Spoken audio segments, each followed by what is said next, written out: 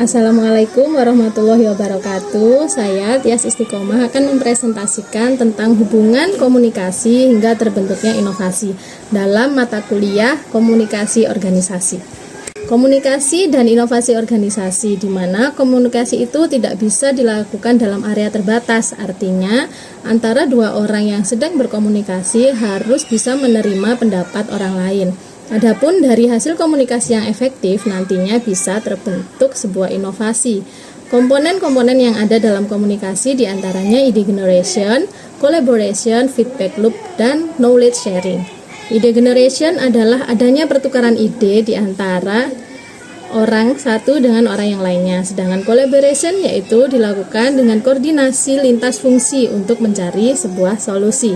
Knowledge sharing dilakukan dengan saling berbagi pengetahuan antara orang yang satu dengan yang lainnya.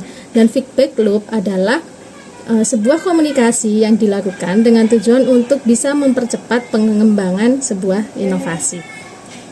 Pentingnya komunikasi agar tercipta inovasi. Jadi dari komunikasi yang efektif itu kita bisa membuat sebuah inovasi yang sesuai dengan tujuan organisasi.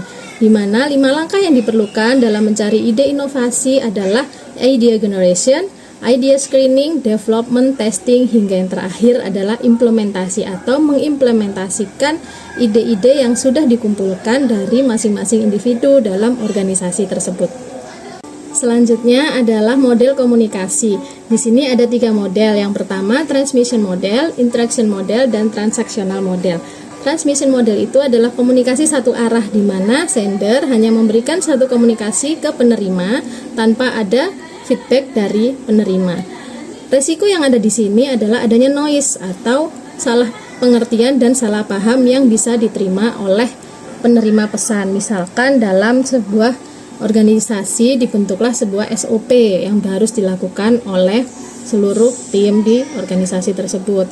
Interaksional model yaitu komunikasi dua arah dari komunikator yang pertama ke yang kedua, selanjutnya dilakukan feedback sehingga terdapat komunikasi yang lebih efektif. Contohnya adalah customer service dan pada saat dilakukan meeting Q&A. Model komunikasi yang ketiga yaitu transaksional model, di mana keduanya berperan sama sebagai sender maupun sebagai receiver dan biasanya dilakukan pada saat momen brainstorming. Selanjutnya, tantangan yang ada dan mungkin terjadi dalam komunikasi dimulai dari yang paling rendah, paling kecil, yaitu tantangan bagi level individu. Biasanya level individu ini adalah mereka memiliki persepsi bias sendiri dan tidak mengkomunikasikan apa yang mereka pahami kepada orang lain, serta beberapa dari mereka juga menolak adanya perubahan. Hal ini bisa diatasi dengan memiliki growth mindset pada masing-masing individu. Selanjutnya, tantangan komunikasi kedua yaitu di level kelompok. Level ini lebih tinggi lagi, di mana ada beberapa orang yang mungkin terjadi miskomunikasi antara satu dan lainnya. Atau bisa juga karena adanya pengaruh senior sehingga junior tidak berani untuk mengungkapkan apa yang menjadi pendapat mereka. Atau bisa juga tantangan lainnya yaitu communication overload karena terlalu banyak diskusi sehingga tidak bisa mencapai sebuah kesepakatan. Selanjutnya adalah di level yang lebih besar lagi yaitu level organisasi, di mana strukturnya yang terlalu besar bisa jadi membuat komunikasi itu semakin berbelit-belit dan tidak segera sampai ke tujuan.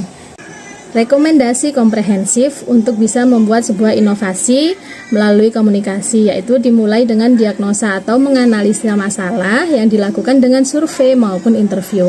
Selanjutnya mendesain atau merancang intervensi di tiap level, biasanya dengan melakukan workshop dari pimpinan kepada tim agar bisa dipahami apa yang menjadi tujuan dari organisasi itu. Tahap selanjutnya yaitu dengan deploy atau mengimplementasikan ide-ide itu secara bertahap. Dan yang terakhir adalah dengan monitor atau melakukan evaluasi kinerja pada saat ide maupun inovasi itu sudah dilakukan.